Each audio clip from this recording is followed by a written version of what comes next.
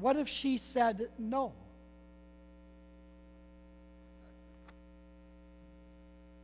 Have you ever thought about that? What if Mary would have said to the angel Gabriel, nope,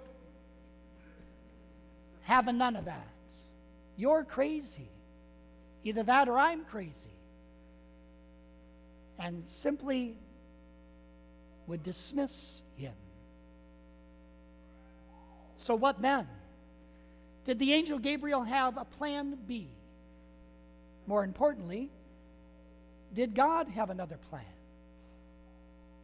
And the answer, I believe, is yes. This sounds radical, doesn't it? And here, I believe, is God's plan. God's plan would be that he would send another angel. Don't you think that's true?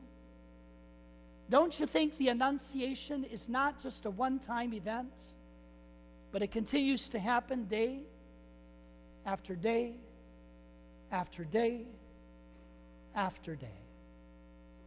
Now, Mary happened to say yes, but of course, Luke tells us she said yes only after she pondered what sort of greeting this might be. Now, the story seems to have taken place quickly. The story at least fits on a 10 by 14 sheet of paper in my book that I just read from.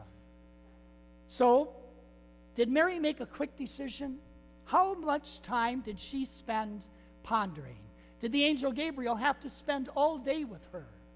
Did he have to dine with her? Did he have to try to convince her? Did he have to try to say something to Mary that might move her to the side of saying yes? What kind of pondering did Mary do? And furthermore, how long did it take? What if she would have said no? Well, then I think God would have just sent Mary another angel, and another angel, and another angel, and another angel, until finally the answer was the one that God is looking for. Not just in Mary, but in you and I as well.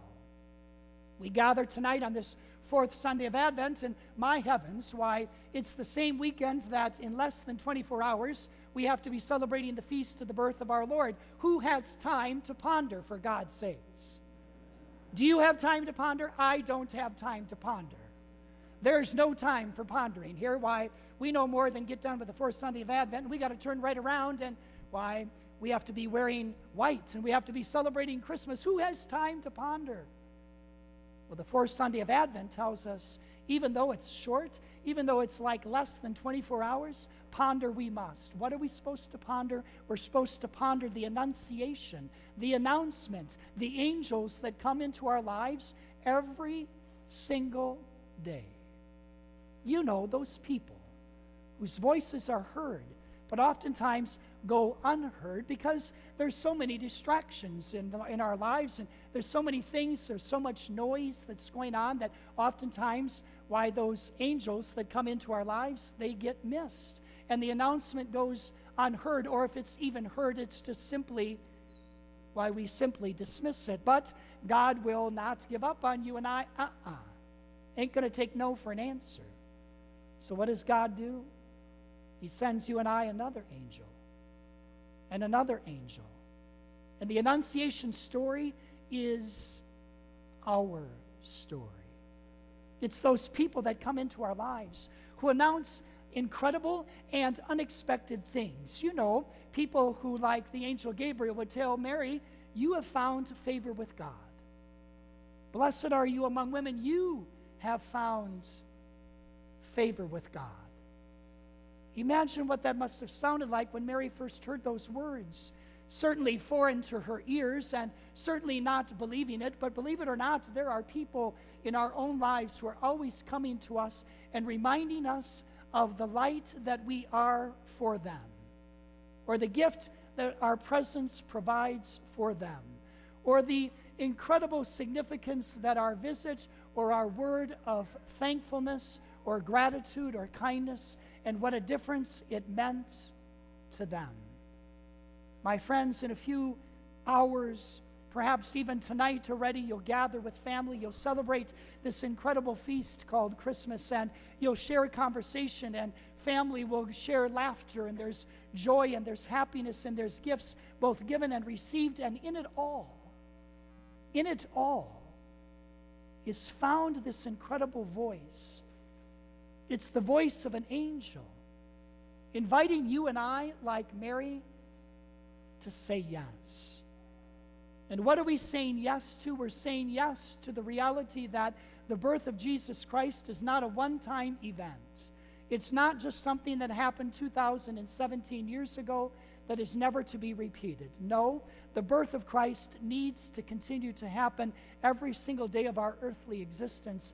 It is our job, as it was with Mary's, to not only conceive, but to give birth to this light and this hope and this promise of peace and this gift which is Emmanuel, our God who is with us. And so every day you and I are given the opportunity. Every day the angel Gabriel comes to you and I and says, you have found favor with God. Now, here's the deal.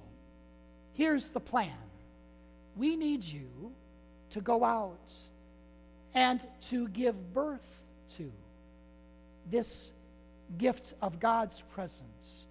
We need you to go out and to give birth to Emmanuel, our God with us. We need you to go out and to give birth to the light and the hope and the promise and the peace which is Christ himself. And we need you to conceive new ideas and new ways of making it happen. Yes, use technology, use all that is around you and within you to be able to be instruments of the light and the life and the joy which is Christ himself. And truth be told, you and I have said no once, maybe twice. Okay, who's counting? We've said no countless times.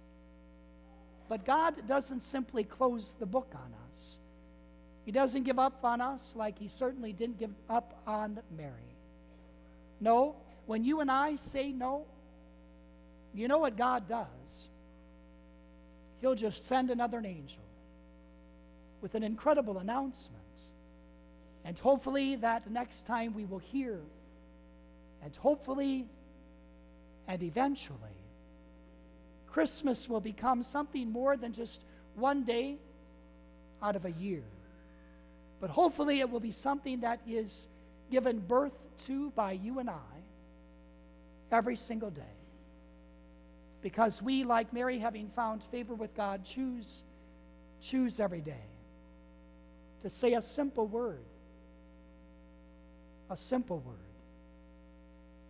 Yes.